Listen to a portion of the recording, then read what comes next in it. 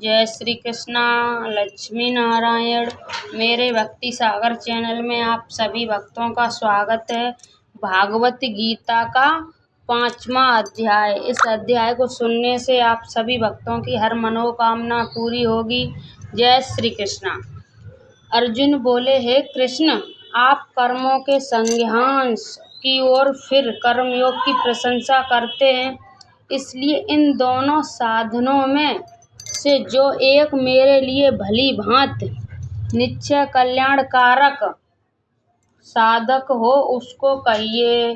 श्री भगवान बोले, कर्म संन्यास और कर्मयोग ये दोनों ही परम कल्याण करने वाले हैं, परंतु इन दोनों में भी कर्म संन्यास से कर्मयोग साधन में सुगम होने से श्रेष्ठ है। हे अर्जुन, जो पुरुष किसी से द्वेष नहीं करता और न किसी की आकांक्षा करता, वह कर्मयोगी सदा संन्यासी ही समझने योग्य है, क्योंकि राग दोषादि धंधों से रहित पुरुष सुखपूर्वक संसार बंधन से मुक्त हो जाता है। उपयुक्त संन्यास और कर्मयोग को मूर्ख और पृथक पृथक फल देने वाले कहते हैं, न कि पंडित जन, क्योंकि दोनों में से एक में भी समन्वय प्रकार से स्थित पुरुष दोनों को फल स्वरूप परमात्मा को प्राप्त होता है। ज्ञान योनियों द्वारा जो परम धाम प्राप्त किया जाता है, कर्म योनियों द्वारा भी वही प्राप्त किया जाता है। इसलिए जो पुरुष ज्ञान योग और कर्म योग को फल स्वरूप में एक देखता है, वही यथार्थ देखता है। परंतु हे अर्जुन, कर्म योग के बिना होने वाले संन्यास अर्थात मन, इंद्रियां और शरीर द्वारा होने वाले संपूर्ण कर्मों में कर्तापन का त्याग प्राप्त होना कठिन है, और भगवत स्वरूप को मनन करने वाला कर्मयोगी परब्रह्म परमात्मा को शीघ्र ही प्राप्त हो जाता है।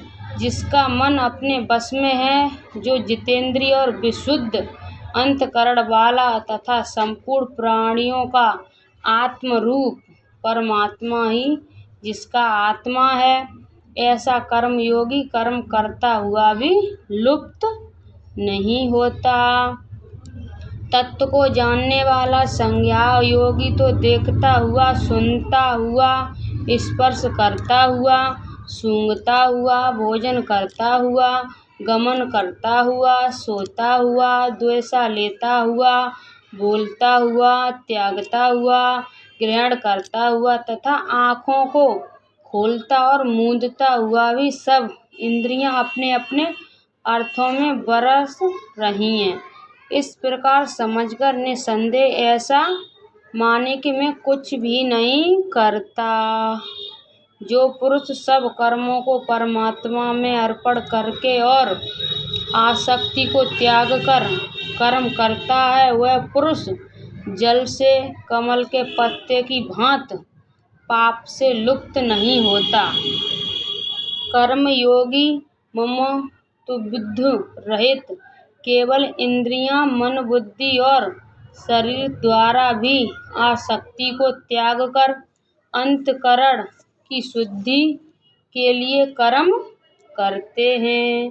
कर्मयोगी कर्मों के फल का त्याग करके भगवत प्राप्ति रूप शांति को प्राप्त होता है, और सकाम पुरुष कामना की प्रेरणा से फल से आसक्त होकर बंधता है।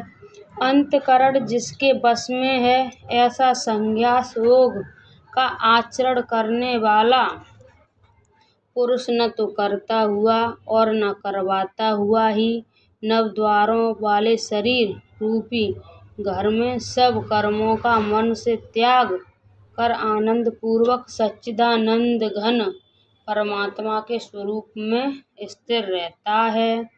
परमेश्वर मनुष्यों के न तो कर्तापन ही की, न कर्मों की और न कर्म फल के संयोग की रचना करते हैं, किंतु स्वभाव ही बरत रहा है।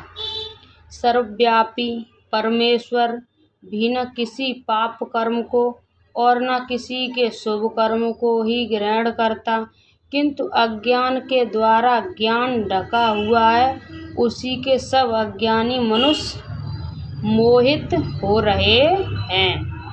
परंतु जिसका वह अज्ञान परमात्मा के तत्व ज्ञान द्वारा नष्ट कर दिया गया है, उनका वह ज्ञान सूर्य के सदृश उस सच्चिदानंद घन परमात्मा को प्रकाशित कर देता है।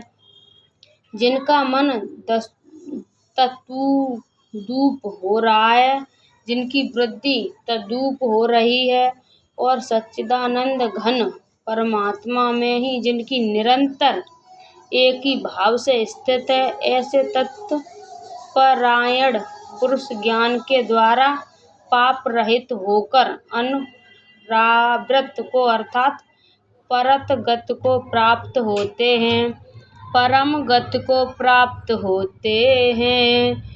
वे ज्ञानी जन विद्या और विनय युक्त ब्राह्मण में तथा गौ, हाथी, कुत्ते को चांडाल में भी समदर्शी होते हैं।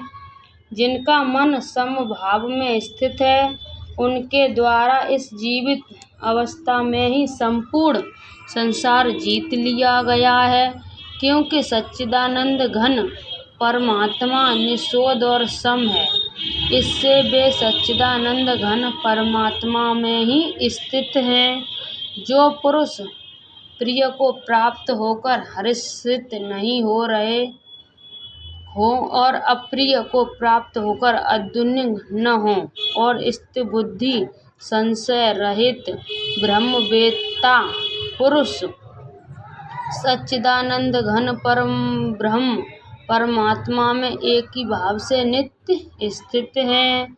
बाहर के पुरुषों से आसक्त रहित अंतःकरण वाला साधक आत्मा में स्थित जो ध्यान जनिक सात्विक आनंद है, उसको प्राप्त होता है। तदनंतर वह सच्चिदानंद घन परमात्मा के ध्यान रूप योग में अभिन्न भाव से स्थिर पुरुष अक्षय आनंद का अनुभव करता है। जो ये इंद्रियां तथा विषयों के संयोग से उत्पन्न होने वाले सब भोग हैं, यद्यपि विषयी पुरुष को सुख रूप भासते हैं, जो भी दुख के ही हेतु हैं और आदि अंत वाले अर्थात अनित्य हैं। इसलिए हे अर्जुन, बुद्धिमान विवेकी पुरुष उनमें नहीं रमता। जो साधक इस मनुष्य शरीर में शरीर का नाश होने से पहले पहले ही काम क्रोध से उत्पन्न होने वाले वेग को सहन करने से समर्थ हो जाता है, वही पुरुष योगी है और वही सुखी है। जो पुरुष अंतरात्मा में ही सुख वाला, आत्मा में ही रमण करने वाला तथा जो आत्मा में ही ज्ञान वाला, वह सच्चिदानंद घन परम ब्रह्म परमात्मा के साथ एक ही भाव को प्राप्त संन्यास योगी शांत ब्रह्म को प्राप्त होता है। जिसके सब पाप नष्ट हो गए, जिनके सब संशय ज्ञान के द्वारा निवृत्त हो गए, जो संपूर्ण प्राणियों के हित में रत है और जिनका जीता हुआ मन निश्चल भाव से परमात्मा में स्थित है, वे ब्रह्मवेत्ता पुरुष शांत ब्रह्म को प्राप्त होते हैं। काम क्रोध से रहित जीते हुए चित्त वाले पर ब्रह्म परमात्मा का साक्षात्कार किए हुए ज्ञानी पुरुष के लिए सब ओर से शांत पर ब्रह्म परमात्मा ही परिपूर्ण है। बाहर के विषय भोगों को न चिंतित करता हुआ बाहर ही निकालकर और नेत्रों की दृष्टि को भ्रुकुटी के बीच में स्थित करके तथा नासिका में बिछने वाले प्राण और अपान वायु को सम करके जिनकी इंद्रियां, मन और बुद्धि जीती हुई हैं, ऐसा तो मोक्ष परायण मुनि इच्छा, भव और क्रोध से रहित हो गया, वह सदा मुक्त ही है।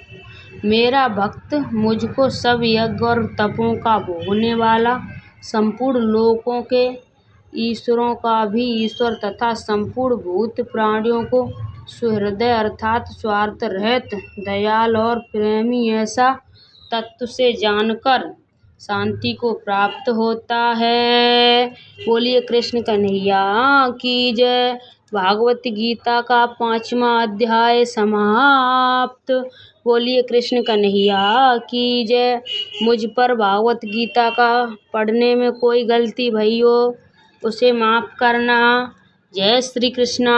राधे राधे। आप सभी भक्त कमेंट में जय श्री कृष्णा जरूर लिखना। हर हर महादेव। जय शिव शंकर। जय श्री राधे। श्रीमन्नारायण नारायण हरि हरि। लक्ष्मी नारायण नारायण हरि हरि।